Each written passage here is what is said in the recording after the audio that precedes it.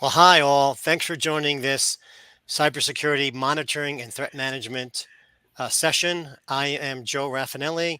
I am at Macrosoft here, Technical Solutions Director. Um, a little background on Macrosoft. We're a powerful combination of business experience and technology expertise, providing clients with best in class enterprise services projects. Um, with a little, with a solid track record spanning over 25 years in the cybersecurity industry, Scott and Todd have consistently produced tangible outcomes, securing numerous customers against cyber security threats, equipping them effective attack prevention strategies. Right. In this session, it's designed to offer practical insights towards improving your cybersecurity management. I want to thank these gentlemen once again for joining. We've done these a bunch of times. Hopefully, folks are learning. This is a very important topic. Before I let these guys start, I just want to say what we typically do is I have my questions that I'm going to ask these folks. And at the end, what we'll do is we'll have our chat questions and we'll get them answered right away. We want to make this, as back and forth as possible with the audience. So thanks again, guys, for joining. And I'm going to start off like I typically do with an easier question. What is cybersecurity monitoring and why is it important for businesses today? Yeah, Joe. Um, it's used to proactively automate the process of seeking out and finding security vulnerabilities, potential threats, potential points of attack, finding hackers as they're executing rather than after they've executed. Monitoring tools help in automating blocking of threats and as well as the remediation and mitigation, so they can automate the mitigation of issues and remediate problems as they're starting to enter the gateway and hopefully before they end up as an event inside, right?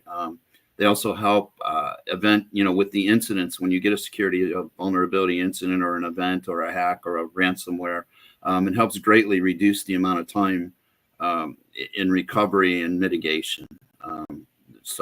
Unfortunately, though, it's a proactive tool. It's very cost effective, and the cost effectiveness offsets the damages that you could incur at the end of the day. Unfortunately, the majority of companies don't consider looking at monitoring or proactive managed detection and response threat management type of utilities until after they've been hit with a very, very costly endeavor and found themselves with days of cleanup. So unfortunately, it seems to be an afterthought rather than a proactive front thought, and that's why I'm here today. I'm hoping that we can maybe help folks see a better path forward as far as being proactive. Yeah, that definitely makes sense. I know a lot of folks will kind of put that in the back burner.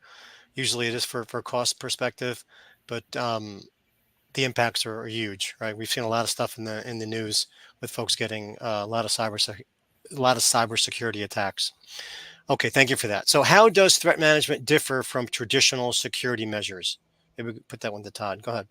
Yeah, Joe. So threat management goes above and beyond your typical security software and the fact that it's using heuristic intelligence. So there's a lot more going on behind the scenes than your standard endpoint protection that most companies would be used to seeing from an antivirus solution. Um, these products are constantly running 24 hours a day, 7 days a week, 365 days a year. They're always running, never stopping, keeping an eye on all of that data that they're ingesting. Um, the solutions also provide the ability to automate the process of keeping your environment secure. So there's a lot of automation that happens in those products instead of somebody having to be hands-on, see an alert come in from an endpoint protection and then go, take action on it. These products are capable of seeing threats that are ongoing or issues that are happening and be able to take proactive uh, management steps before somebody else is even involved, before a technician even knows about it. These solutions are also monitoring and taking in data not only from endpoints, but from your network devices, switches, firewalls, DNS. They're monitoring traffic flow. And so they've just got all this data that they're ingesting And so they can look across all of those data streams to find a security vulnerability or a threat that might be going on, because they have all of that data and can, match a DNS request with the traffic that's coming from a specific endpoint, and they see that, destination going through the firewall and know it's trying to go to a malicious site. And so they can take all this data into account and take advantage of that. Your traditional endpoint security just doesn't have all of that data. It's not going to see all that going on, and it's just not going to find and stop these items. And so it's really important to get to that, threat management and monitoring level, and not just sit at that standard endpoint security. Yeah, your comment about 24/7 really resonates, right? Because the bad guys don't take days off, right? They're constantly trying to get into your system. So, and it doesn't seem to be, like, should you have it? It should be a must-have, right? That threat management solution, it's got to be on 24/7 to catch those bad apples. I appreciate that. All right, we'll go on to the next question. What are the best practices for setting up an effective cybersecurity monitoring system? Sure. So if you're starting to think about it, or you're starting to get the idea to go out there and look at what the offerings are out there in the marketplace, a good thing to do and a good way to start and a best practice is to get an understanding of what you have, right? So make sure that you understand your network and your technologies and your servers, and if you're in the cloud or not, and you're a hybrid mix of on-prem and in the cloud. Get to understand what all of your endpoint assets are internally, right? Are they phones? Are they tablets? Are they laptops? Are they desktops? Where are they connected?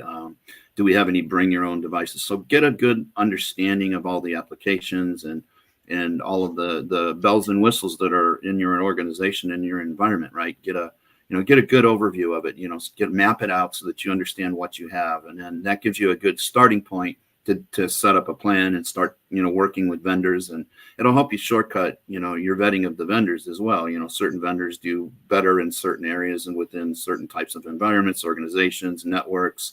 Some are better with Linux and AWS, and, others are better with Windows and so forth. So, that'll really help you get started, right? And then you'll kind of know, it'll help you target vendors that fit your environment. It's just like going into getting fit for a tuxedo, right? You got to be measured correctly before you go in and start putting them on. So, and then when implementing a solution, reach out to other, some of your peers and business partners and see what they're doing, and look at some of the reviews and get an idea of, what products out there that are successful. And then of course, you've got to have a budget in mind, right? You got to understand what you're willing to spend over a course of time. So, it comes down to project planning and project management as well. So, those are really key areas. And, as much as you can, get it to be proactive, get it automated. You don't want to be feeding the beast, so to speak. You don't want to be, working in the tool. You want the tool to work for you, and then you have oversight over the tool. The tool should be able to give you alerts, and your IT team alerts, and be able to automate many of the processes, which is, the features and benefits of it. Yeah, well said. Hopefully folks will take that to heart, right? Best practices that you just mentioned really need to be followed if we want to, make sure cybersecurity attacks are at a minimum, to your company. So definitely well said there. Okay. I want to move on to the next question. How does cybersecurity monitoring help in compliance with data protection regulations? I'll take that one, Joe. Nowadays, we're seeing more and more of the compliance and regulatory standards such as HIPAA, HITRUST, PCI. They're all adding requirements for monitoring, detection and response, logging, and they just keep adding to those standards, right?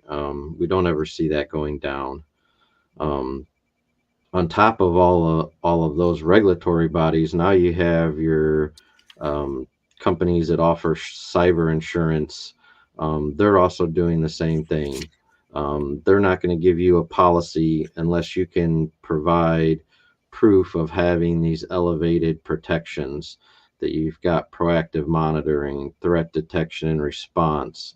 They want to see all of that so that they know they're insuring somebody that's doing their due diligence and staying safe. They don't want to go out and insure the risky companies out there that are flying by the seat of their pants. So the insurance companies have really stepped that up, and it's extremely hard to get insurance if you can't provide proof of those utilities nowadays, at least at a reasonable cost, right? They'll give it to you. They're just going to charge you for it. The majority of your cyber monitoring solutions and security and response, they're all leaning right into all the regulatory compliances for NIST, HIPAA, PCI. A lot of them have features, utility sets, reports built and plugged right into them, so that you can pull that right out of your solution to meet your compliances with those organizations. So it's nice that, the security vendors aren't just looking at it from their standpoint, they're looking at it from your standpoint and making sure you've got the tools, in order to meet the compliances that you need to. And like I said, we just see the trends with this going higher and higher, right? Every year, every single one of those compliance bodies is adding more requirements. They're getting stricter on our security standards.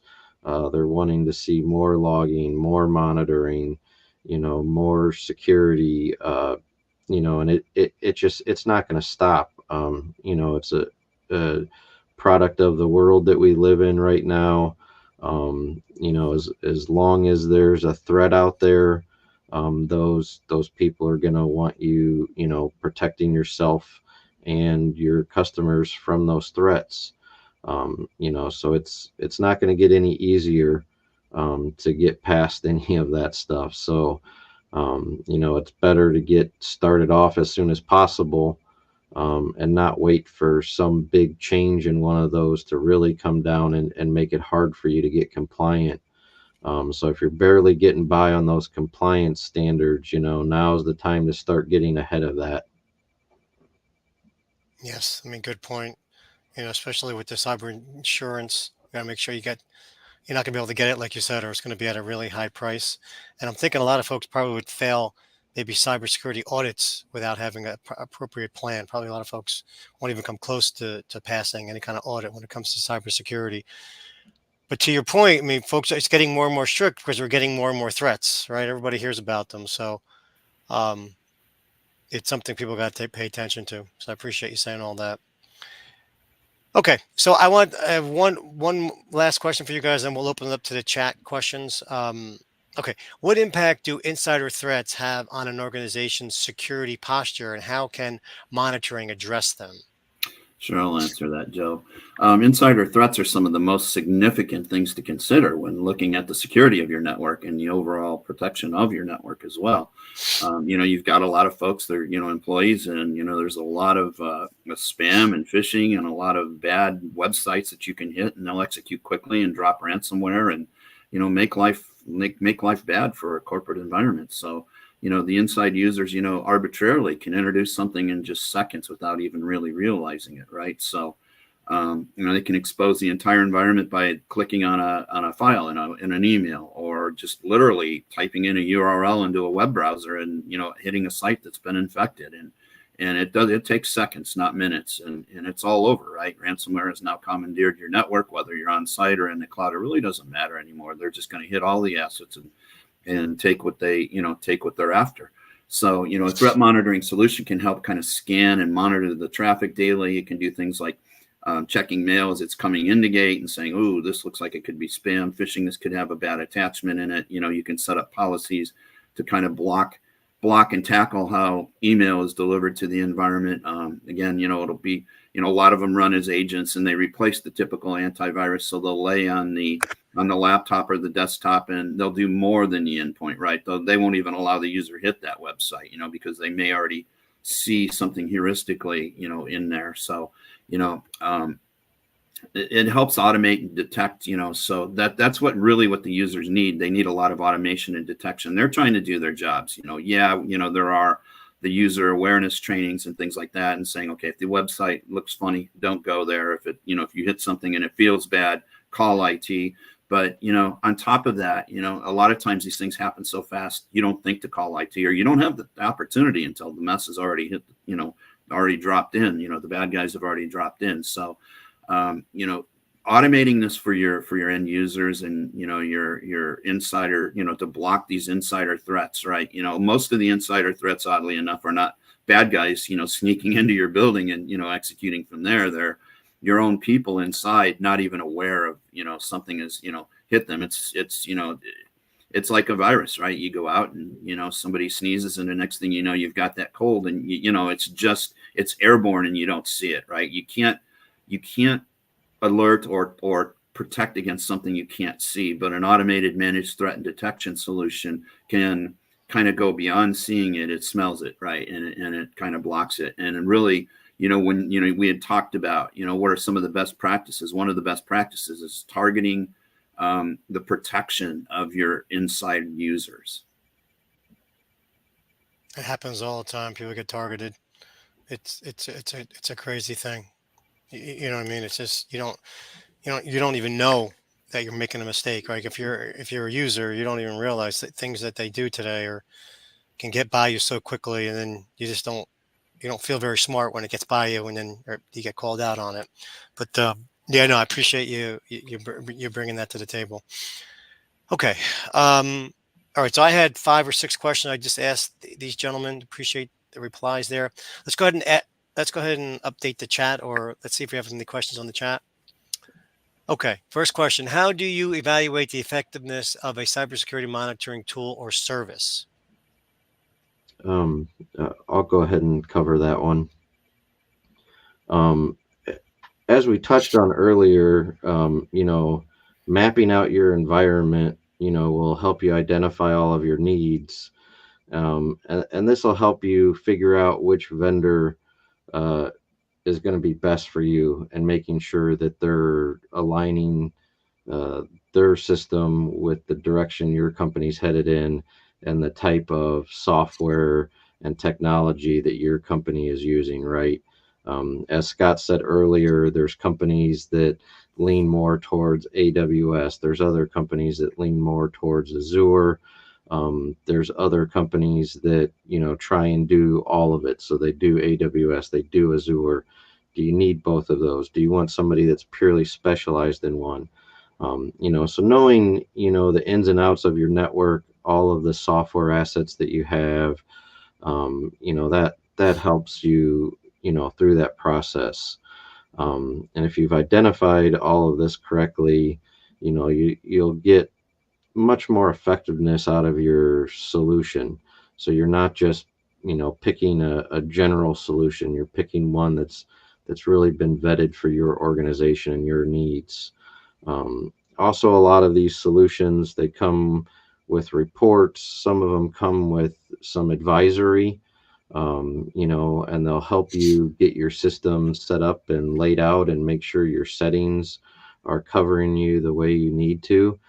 So that's always helpful as well if you get into a solution that's got a lot of advisory. Okay. Thank you for that. Makes perfect sense. Okay. Got the second question. Okay. Looking ahead, what are the emerging trends and technologies in cybersecurity monitoring and threat management? Sure, Joe, I'll answer that. The remediation and mitigation of issues is just getting better and more automated each and every day. And, it shows in all of these products, right? So, that's one thing. The intelligence, we learn our lessons, right, from incidents. So when you see these incidents, and, unfortunately we learn by having had, a travesty or an incident, but a lot of those